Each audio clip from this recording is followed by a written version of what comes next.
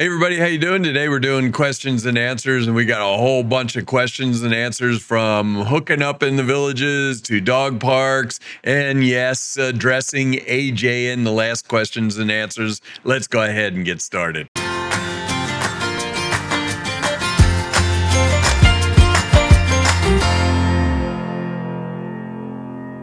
Hi everybody, how you doing? I'm Rusty Nelson and welcome to my channel. Thanks a lot for subscribing, liking, all those things. Really helps out the channel. All you have to do is hit subscribe and away we go.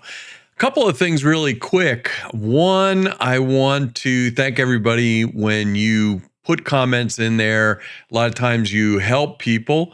And it helps me out a lot because I don't know the answers to everything, but, it saves me sometimes for looking up stuff. Also, if you put personal stuff in the comments, I read every single comment.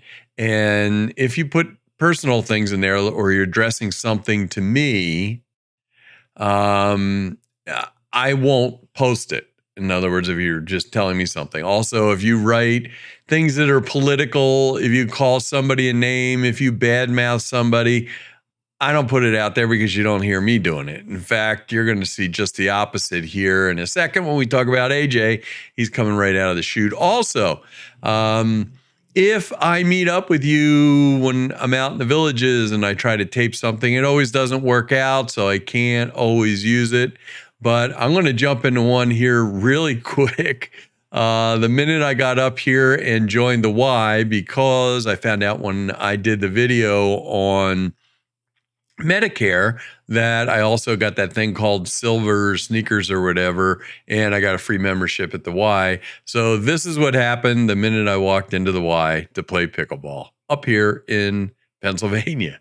I come back up home, up to Kennett Square. Oh, look at the wrong, I always do that. There's the camera.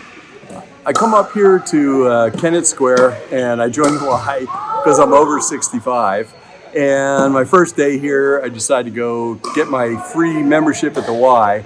And as soon as I walked through the door, Bill, I saw him and I said, Rusty, he looked at me, how do you know me? But it was great playing with him. He's a great player. We played together, and we won because they left. But it was fun playing with him, and it was really nice meeting you. And my background is me and my wife used to watch Rusty all the time because we were thinking about moving to the villages. Used to, I think you're going to watch now. Right. Oh yeah, we're gonna watch it. Yeah, no. So, but in any event, it was great meeting Rusty, and hopefully we will do another YouTube video live pickleball. There you go. Okay. Anyway, that was always fun. And it was good meeting you, Bill. I'll see you again. Right. Okay. You say hi to your wife. Hey, Dawn. How are you? There you go. Yeah, it was a lot of fun meeting Bill and playing pickleball with Bill, and kind of surprised me when he said something. But it's happened before. I mean, the Costco up here in Philadelphia, I met somebody. So thanks a lot for everybody for watching and stuff like that. But let's go ahead and get right into these questions. You know, I get a lot of questions that are I don't know. Some people get really negative. Some people get really political. And I just don't put them up there because I'd spare you guys the agony. I don't think you really want to watch them. But on the last question and answer, there was this person. Still don't know whether it's male or female, but they were kind of negative about a bunch of stuff. So it was about Catfish Johnnies and how they thought that I was prejudiced by what I was saying. And so I decided to put one of these up there and say something to this person, AJ. Now, I'm going to flash up here really quick what the person wrote. And hang in there because I think this is really cool of the person, AJ. So hang on a second. Here it is. Here's what AJ wrote, and this was a little while ago. Wow, prejudice much. There's a lot of trucks here. This could be interesting. Not sure what that's supposed to mean. We're definitely not in the villages anymore. That type of thing. Blah, blah, blah, blah, blah. And it was kind of negative. Now, I generally don't address stuff that gets really negative, and trust me, I don't mind constructive criticism, but when it's just kind of like blatantly right in your face and you seem like a troll or something like that. But there was something about this one where I started to think, well, maybe it could be misconstrued. So I tried to explain exactly what I was saying, and I'll put the link up above and down below. So if you didn't watch the video, you can go watch that part of the last question and answer.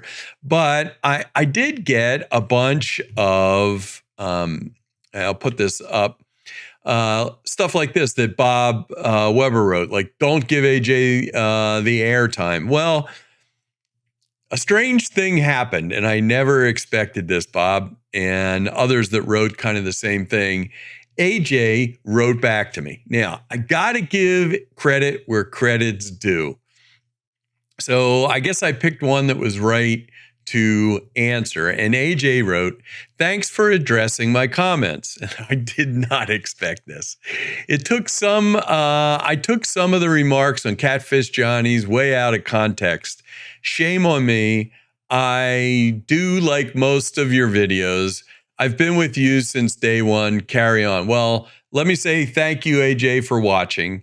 And thank you so much, because right there shows me I got some quality people in there. And I think AJ gets a round of applause for that, for writing back and saying, hey, I got it wrong. So good on you, AJ. Thank you so much for writing back and contributing. I really do.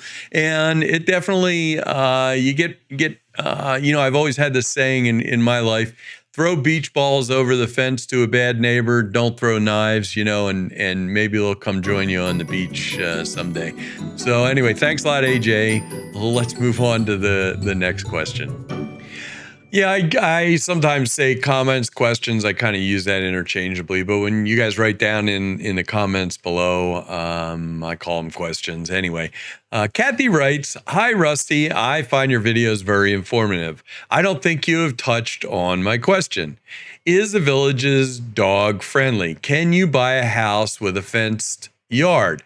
Thanks for your videos. You're very welcome, Kathy. I try to make them informative, where I kind of teach you about things, not necessarily just about the villages, but a lot of it has to do with retirement. Now, as far as the pet things go, I believe at this time, and it all depends on your district. So we're up to like 14, working on 15, 17 districts. Who the heck knows anymore? Oh, and by the way, I haven't heard it. The Village has just bought another 500 and some acres down by Leesburg. I think that was actually bought a while ago, but it was in the works. Now it's official. So kind of expanding. But back to the dog thing. You are allowed two pets, pets. Period. That's the way it works. Now, the Villages works on a complaint system, so you're allowed two pets, at least down in District 13 where I am. And somebody said to me that you're allowed 3 when you move in, but you're not allowed to have more than 2 after that. I didn't see that anywhere, but somebody can put that down in the comments where that's found, that rule. Appreciate it. Probably so would Kathy. But the Villages is really pet friendly. So here I went out and did a video of one of the dog parks early in the morning, and I'll let it play out itself. But right here are the rules for the dog parks. You can take a look at that really quick and freeze it if you want to read them all. But here is the video from the dog park. The dog park that I'm over next to right now is down by the Sharon Rose Preserve. If you haven't been there, it's a really cool preserve. Looks out over the water. There's a big boardwalk. But I wanted to take a picture of one of the dog parks for you, give you an idea of what they're like. Now, I don't have a dog, so I really don't know that much about them, but I believe that they're separated into 2 different areas, one for large dogs, like over a certain amount of pounds, and one for smaller. But here's a picture yeah, that's what it is. Small dog area and large dog area. So over 30 pounds and under 30 pounds. And so this is the small dog area. So you see, a pretty big area. Nice area to play in.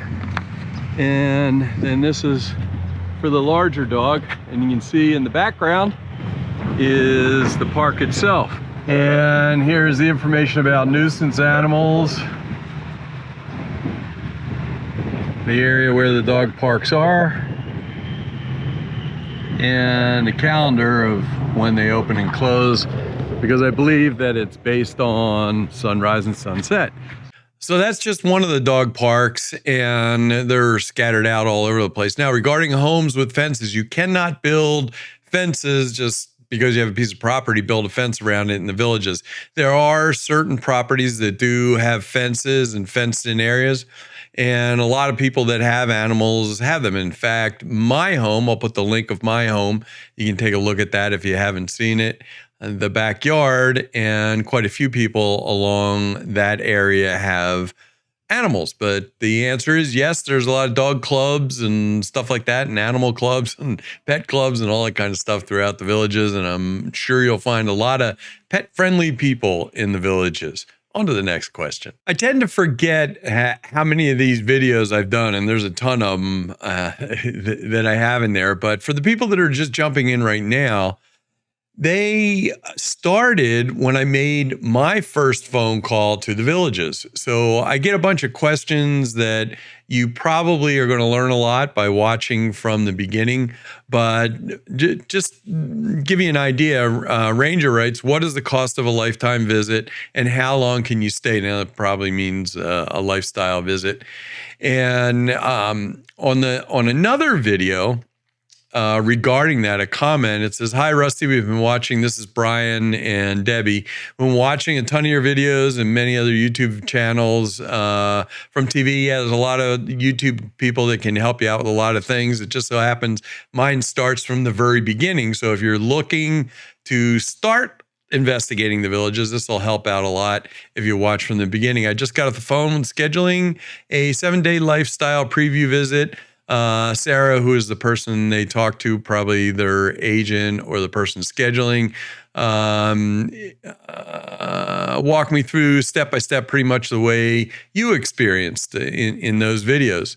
In April in Atwood, thank you. We'll keep watching. Thanks a lot, Brian and Debbie. So that's about it. Watch these videos. I'll put it up here. But regarding lifestyle visit, basically at this time, because things change a lot, are from 4 to 7 days. And you're going to have to schedule it way in advance. It's not going to happen. But I will tell you, I had the experience that I kept calling back and they had some people cancel. And I ended up getting in that way fairly quickly. In the busy months, December through March, in that time frame, it gets really busy and hectic. So you're going to have to schedule way ahead of time. And that's about it. Watch the videos, and I think you'll learn a lot. And if you're looking to come down here, really start from the beginning. Especially if you haven't made that first phone call, because you're going to learn a lot and how easy it is to get through that. And it's probably not what you expected. So on to the next question. I almost said video, but next question, comment. Talk about a segue. This kind of segues into this one. Janet writes, do they put you up while you wait for your home to be done? Well, if you're having one of the custom homes being built. Now, the kind of weird thing is, if you go back a few years ago, they did not release any of the pre-built homes until they were completed. They were totally completed. Now I've heard that they're kind of releasing some of them beforehand, so things have changed a little bit. But when you buy one of the more custom homes, they do not put you up while they are building it. With that said, I mean, you're kind of on your own. I know a lot of people that actually rented a home for a while, actually for like a year, a long-term rental for a year while their home was being built. So that's an option. But no, they do not give you a place to live while they're building their house. I mean, they sold over 4,000 homes last year. That would be a lot of places to put people up if that's what they were going to do. But here's another thing too. If you're building one of those custom homes, there is a point in time when you go to, they have a huge building where they have all the stuff you pick out for your homes in the villages, actually. And I've never been in there, but I heard it's pretty amazing. It's like a giant Home Depot of the way you're going to build your house. And I talked to Bob and Liz. Now, you've seen Bob and Liz. We do our restaurant reviews with them, and they actually, I'll put the link up above where they talk about building their home, which may be of interest to you. But when they come down to do that type of thing, to pick the things out for their home, which was about a week, they put them up. They didn't put them up. They stayed, they did a lifestyle preview kind of thing where they stayed in a house. They still had to pay for it. And then they stayed an additional week. And that's what they told me. And I'm assuming they kind of do the same thing now, but it's definitely something that you want to investigate if that's what you're interested in. Last thing you want to do is sell your house and have no place to go. So hope that answers your question. On to the next one. It is not your eyes. Don't change channels. Yes, I actually changed clothes because I went out and played golf for a while, and it's cold up here, or at least it felt like it to me, 52 degrees. And that seems a little cold than compared to I think it's 80 degrees right now down in the villages. And so anyway, that's why you see the change in the clothes. But you know, I have a lot of friends that come visit me down in the villages, and being single, you know, they kind of wonder about the single thing down there. And with that, you start to hear a bunch of the questions about the normal STD rumors and all the other rumors. And, you know, when I first came down here, my first video, I said, I don't know what to expect. Well, I had seen a bunch of the stuff on YouTube about, you know, some of the bad videos, and those are the ones that stick in your head. So you have in your brain that it's a bunch of crazy people running around with STDs and orgies. And if you listen to some of those, now, you know, a lot of it that's debunking with all the other YouTubers out there kind of debunk that whole thing. And it's anything but that, really. But so this is actually a clever name. It took me a second to figure this one out. Helena Handbasket. So it's I saw the first name and it says Helena, but it's Helena Handbasket. So very, very clever. And this person writes, even though I'm single, I would have never considered joining a singles club, assuming it would be about desperate people looking for romance and or hookups. But after seeing this, I realized that this particular club was just about meeting people, making new friends, and definitely would consider it.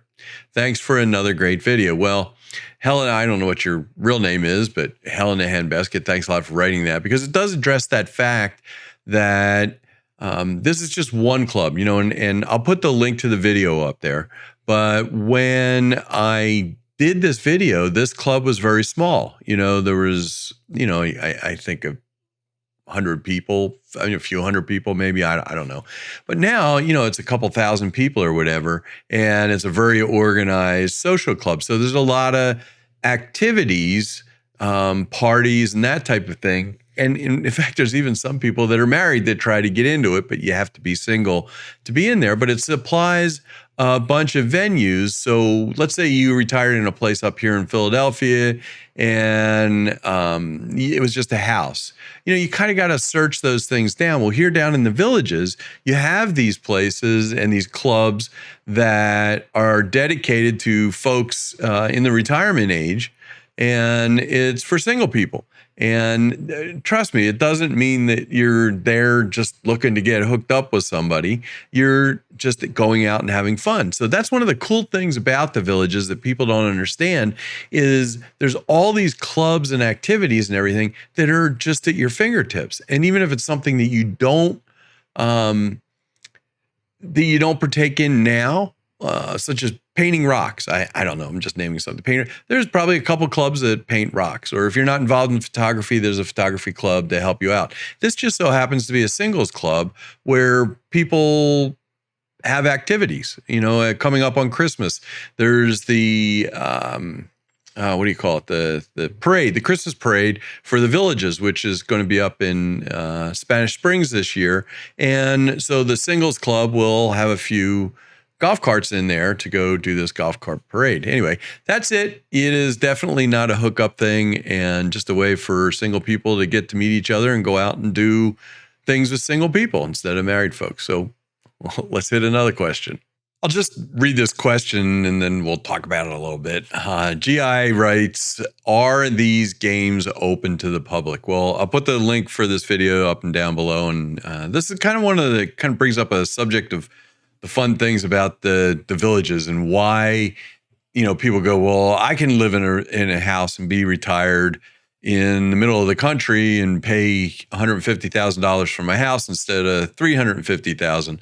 Well, you're not paying for a house. You're paying for a lifestyle. And if you live down here, you're going to hear people say that all the time.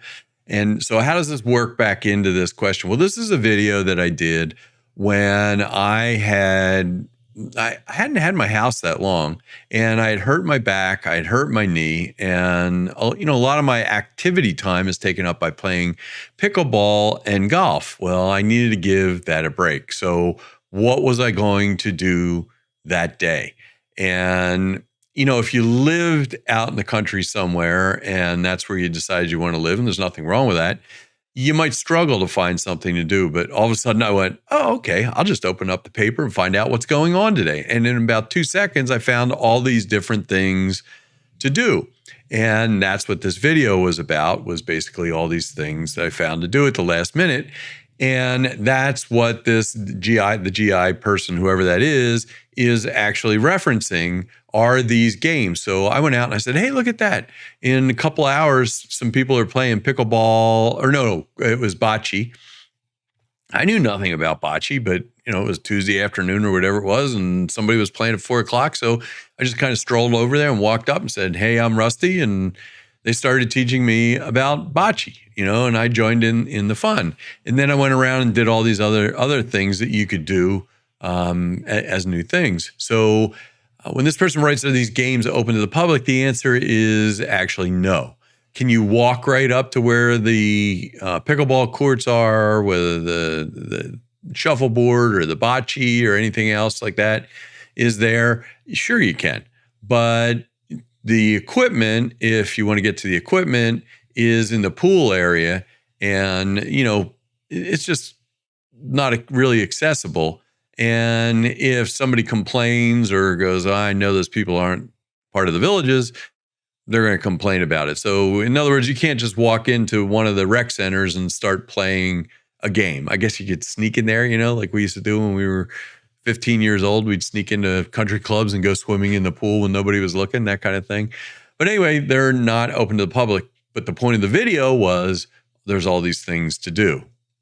On to the next question. Before we jump on to the next question, I just wanted to address the last question. Sometimes you'll look up at the top and take a look here that it says 2 weeks ago.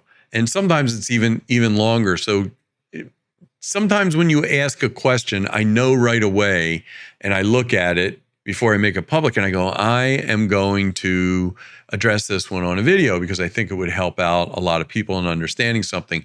So that's why sometimes you'll see 2-3 weeks or 8 days or 2 days or whatever it is. That's when I pulled the question down and I'm going to address it on video. So that's why. But let's take a look at get on to the next question. And let's see. Good information, Rusty. Does the villages offer transportation to the theme parks? And what this if you dig a little bit deeper with this question, you realize that the person may not understand exactly what the villages is. In some retirement communities, I don't want to say normal, but in retirement communities, the management company comes in and manages everything that goes on. In the villages, what happens is you have a developer. The villages is not a management company that manages the villages. In fact, if you look at the tax and video bond thing that I did, the video I did, you'll kind of get to understand how all that works. But the villages comes in, they buy a plot of land, they build the homes, they set up the infrastructure, and then in essence, they leave. And what's created is a development district, and the people in that district kind of govern their own district after a certain period of time, after the developer comes in and develops it. And that's how it works. So to say that, do they have transportation to the theme parks is kind of shows a little misunderstanding of who the villages is. Now, with that said, there's many ways you can get to the theme park that are organized. I know there's a club called the Goofy Club, which are people that like Disney. They like to go to Disney and they take trips to Disney, and you can become involved in that. There is another, I think it's the Mickey Club or Mickey Mouse Club, and it's the same. Oops, it looks like I got some kind of post or whatever. A Mickey Mouse Club, and you can go on trips that way. Also, there's commercial entities. Let's see, Workman's, I believe, is one.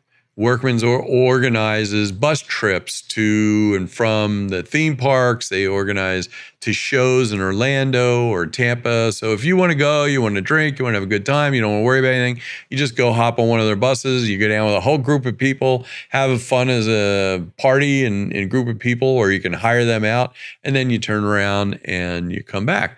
So that's it. So it's kind of the answer is, does the villages? No. Do organizations and commercial entities?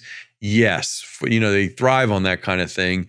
But the villages, once they're done developing, they really don't manage, so to speak, trips and stuff like that. It's just way too big when you're talking about 140,000 people. And it's not going to be too long before it's another up to 200,000 people. Anyway, I hope that answered your question. On to the next one. When I get these questions, I know other YouTube guys, gals from the villages feel the same way because I've talked to them about it. You kind of look at the questions and you go, is this person a troll? Do they really understand the villages? Do they live here and ask a concerned question? Exactly what's going on. And a lot of times, just like the last one, there's kind of an undertone and you try to answer that question also. But it says, Rusty, like your content. My brother-in-law and his wife are snowbirds. And it looks like he says they come up from Orlando and they live in Orlando, and then they come back here in May to Pittsburgh. And I like Pittsburgh, pretty cool town. We have a new name for snowbirds, and we call them Q-tips, white hair and white shoes. Well, stop right there for a second. There's not too, in fact, my cousins were making fun of me because I have white kind of colored golf shoes the other day, and I got busted on for that. But with that said, there's not too many white shoed, white pants, red shirt, guys with gold chains walking around or whatever in the villages. In fact, just the opposite. It's pretty much people just like me, and especially down in the areas that I live in, a lot of folks my age and younger are living there. So I'll address that one. And it says, Rusty, are the schools in the villages and or school taxes to be paid? Well, let me say yes, and we're going to have fun addressing this in a little bit. I think as senior citizens, we have paid enough into school taxes.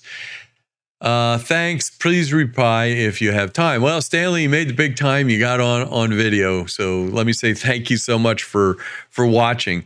When I was younger, I used to think, and I was single. I've been single my whole life. And it's not that I didn't want to get married. It's just between the flying and the movie stuff and all the rest of this, I was having so much fun, I forgot I was supposed to get married. And so I can remember thinking when I moved into my first house in Sacramento, California, I was paying property taxes, and I see this thing, school taxes. I go, why do I have to pay school taxes? I'm single. I don't even have kids. But you need to take a step back a little bit, or I did anyway, And I said, well, actually what I'm doing is I'm paying for the investment into my future, because those kids that were in there that I was paying for the schools, they're going to be running the country later. And I want some educated kids, and I want some good kids taking care of me and running my country when I get older. And let's not make this political, because I got a lot of my own opinions, but don't make it political, because I'm not going to let that fly on the channel. And so anyway, that's kind of the way I look at it now. I pay the school taxes, and the Villages is just building a brand new school, K through 12, I think it is. Supposed to be an amazing school. I can't wait to see it. And so you're kind of investing in your country's future. And yes, Stanley, I'm with you. We have paid a lot of taxes. And do we always agree where they go? No, we don't always agree where they go. So please don't answer. We're probably, Stanley and I are in agreement with you on a lot of things, but please don't throw stupid comments in there. So anyway, that's about it, in my opinion, with the school taxes. And along with the loofahs, I haven't found too many white tip shoe people walking around. Anyway, I think I got one more question, and then we're going to be done with this. Here goes. Marlea writes, and I gotta tell you, I misread this the first time. The first couple of times I read it, and all of a sudden I realized what it was. And this is one of those questions where you kind of dig a little deeper, and there's other answers to just the question itself. Marlea writes, please, in capital letters, tell me what section of the Villages has the least mega population. First time I read it, I thought it said MAGA population. And I thought, okay, here's another one of these political BS things. And I almost chucked it out. But then I realized that there's a lot, if you look at the mega population thing, there's a lot to this question. So let me dig into this a little bit. The mega population is exactly what produces the Villages. When I came here and I talked to the salesperson for the first time, I said, yeah, and I hadn't really seen the Villages. I kind of dropped in on my lifestyle, came here, and the first thing we did is go out and look at some homes. And I said, it kind of bothers me because everything's so close together. It kind of looks the same. Obviously the insides of homes are completely different from each other. And he just looked at me and said, Rusty, people move here not to live inside their homes, but they are here to live outside their homes. And you can do whatever you want to the inside of your home and make it yours, but people don't spend as much time as you think inside the house. They want to get out and enjoy life. Now, with that said, this mega population thing where people live close together is what creates the Villages. Now, to give you an example of what my brain is thinking, let's say you had 10 acres of land. And there were 10 people that lived on those 10 acres of land. Each had an acre. And there you had to support like a rec center and game areas and that type of thing. You couldn't do it with 10 people unless you charge an exorbitant amount of money, right? But if you put houses close together and you had a bunch of people there, they all put into that. And those are the outdoor activities that you have, such things as golf courses, the lovely flowers that are around places, the rec centers, the outside games, the postal center areas with pools and games and that types of things. And that's what creates the Villages, and that's what helps to support it. With that said, there are places, I believe there's equestrian lots, or there's lots way up in the north end that are 5 acres. Now, you're going to pay for that place. You're going to pay for that 5 acres.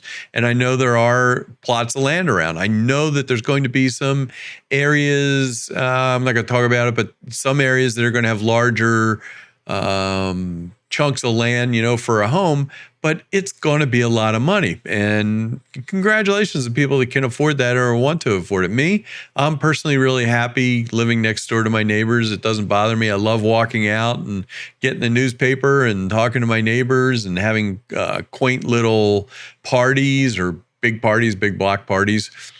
Hello, Ray.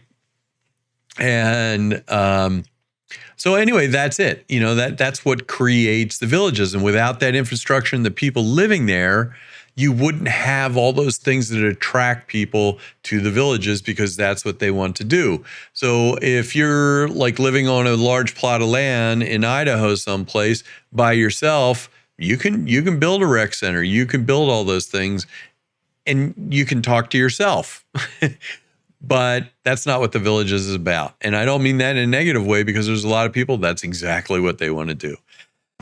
With that said, I hope these questions helped out some people, and I hope you had a wonderful Thanksgiving, because I'm doing this is right after Thanksgiving. And I certainly did, and I can't wait for the December 10th for the SantaCon, or SantaCon South, I keep calling it, but it's the second annual pub crawl where we all get dressed up as Santa Clauses. I don't know what else you would call it. Anyway, and I'll be sponsoring it. I'll be doing a big prize there for the, or, you know, not big prize. I'm not giving away a car or something like that, but my channel, or this channel, will be sponsoring a best decorated golf cart. So it should be a lot of fun as we wheel off to Edna's. We'll start in Sawgrass, go to Edna's, and then up to Brownwood, unless for some reason that changes. So that on the 10th that night, you see a bunch of happy Santa Clauses and Mrs. Clauses and elves and all kinds of stuff running around. And that's the kind of fun that is created in the villages. So that addresses that question also. Thank you so much for joining me. I really appreciate it. I hope your holiday went well and the future holidays come out great. I am obviously heading back down in the beginning of December, and I can't wait to see folks down there. And if I don't see you back here on YouTube, I'll see you down there in villages. Have a wonderful, wonderful day.